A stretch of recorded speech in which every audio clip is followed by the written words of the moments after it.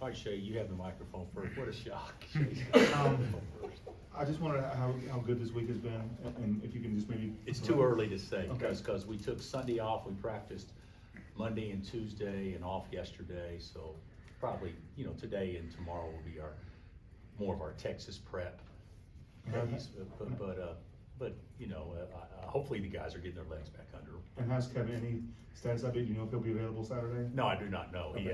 hasn't done anything yet this week. Okay. So we'll probably wait and see if he's able to do anything today. Today we'll probably determine if he plays on Saturday as much as anything, but I probably won't tell you guys that. In terms of Monday and Tuesday practice, is that more like self-scout, you working on things? Yeah, or just a some regular focuses? practice, all the different things that we could do in a game or things that we need to work on, absolutely, yeah. And we know that in the wintertime, at least, you guys get the chance to practice more. Do you feel like this is a similar type of schedule, or is it different? No, it's hour and 15 minutes. No, this isn't anything like over the break or anything like that. No, this is just try to get them off their feet as much as possible. When you have to deal with the challenge of playing, you mentioned the thing the other day about looking to see if a 4 or 5 man can shoot threes is one of the first things you look at on a roster. Just what will it require out of your big men to deal with that sort of challenge against Texas? Well, they have one guy that shoots quite a few, and he makes a lot of the ones he shoots. So yeah, we got to come up with some way to stay connected and still yet do a good job on ball screen defense. I think we can. I think it's not the first time we've had to deal with that, but certainly Dessou shoots it. Probably this year, he's shooting it probably about as well as any big that I can remember shooting it over a course of a season. So, he's a handful.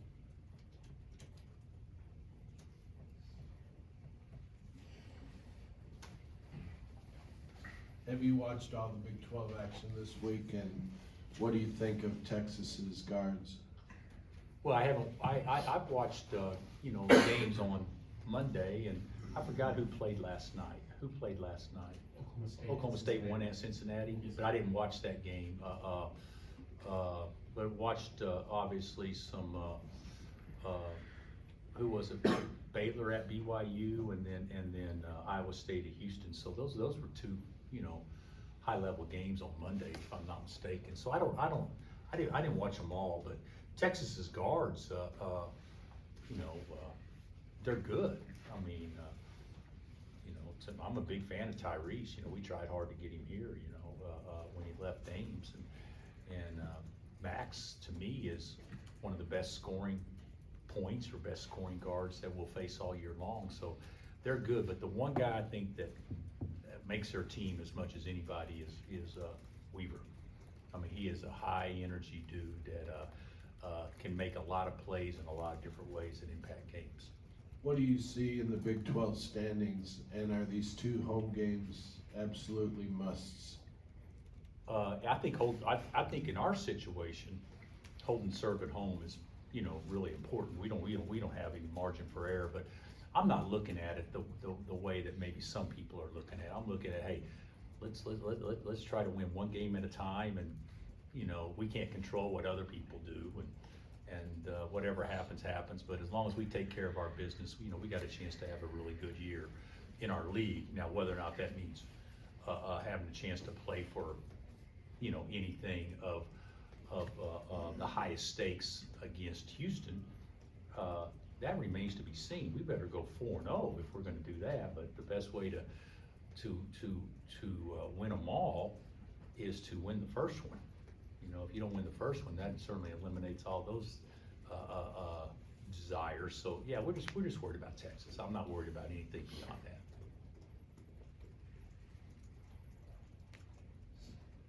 that. Assuming everyone gets healthy, Bill, looking back, it provided more minutes for Nick and El Marco.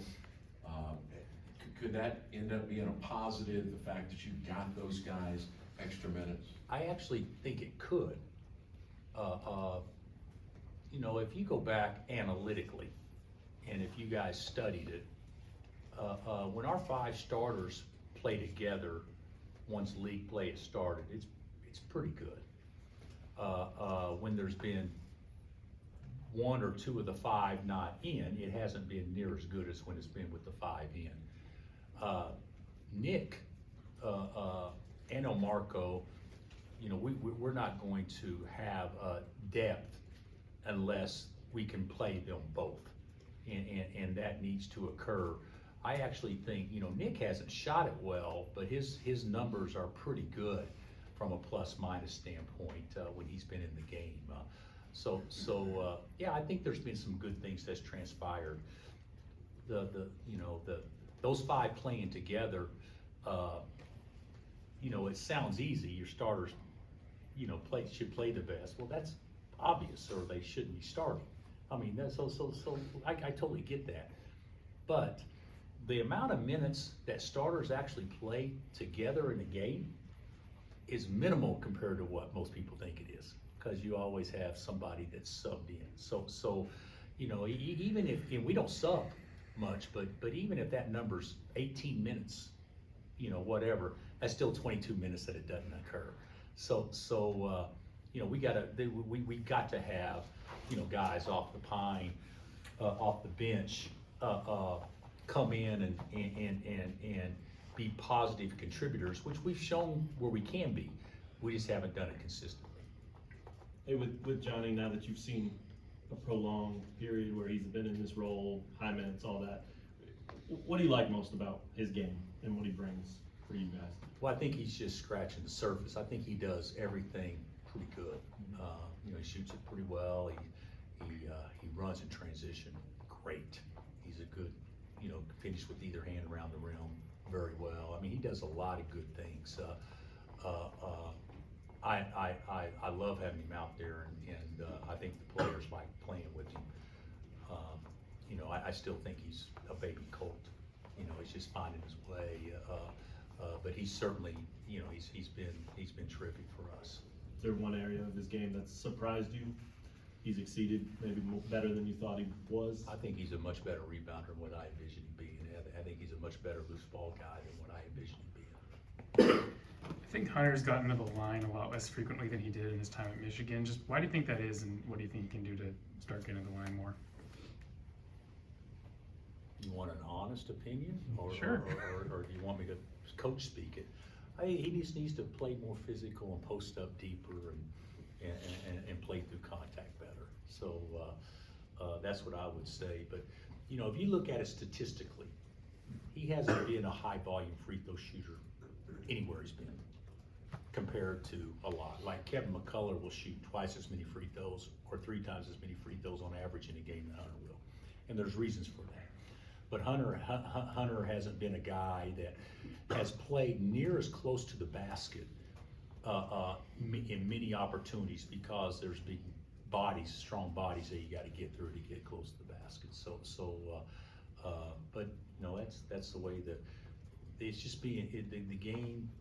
You know, a lot of it's on us, a lot of it's on maybe Hunter a little bit. You know, but the physicality in the post play has been something that probably hasn't benefited Hunter with free throw attempts. Anything else? With 3 coaches ejected this year, has there been any, you know, talks with the head of the officials? Is this getting to a point where there has to be discussion between the coaches and Curtis? Because of ejections? Yeah, I mean, it shows that 3 powerful coaches have gotten upset enough to get ejected. Well, yeah, I haven't visited with one person from the conference office about that whatsoever, and I won't. I'm not as interested in what happened at Houston or what happened at Baylor. I'm more interested in what happens with us, but I haven't made a phone call to the conference office about what transpired on that particular situation at all, nor will I. Nor have I talked to anybody. I wondered if you had an opinion on how quickly the NBA makes changes. Jacques Vaughn got fired after a real short period of time. Do you have an opinion on Jacques? Oh, well, we all love Jacques. You know, I'm not in Brooklyn, and I don't know what's happening firsthand or anything like that, but we all love Jacques, and we want what's well for him. I hope he had a good contract. So that way he'll be fine regardless, which I'm sure he did, but, I think, you know, at that level, you know, it's, when somebody, buys the franchise and pays $3 billion for it, you would think they probably have a little bit more clout in what they think needs to be done. And when somebody has an investment like that, I would think the patience would probably be not quite as much if somebody didn't have near as much equity in your business. So I think, I could be wrong, but I think those guys understand that there's two types of coaches. And it's that way for the most part in college too, but there's the ones that have been fired and the ones that haven't been fired yet. And I think most of those guys in the NBA probably understand that. Anything else?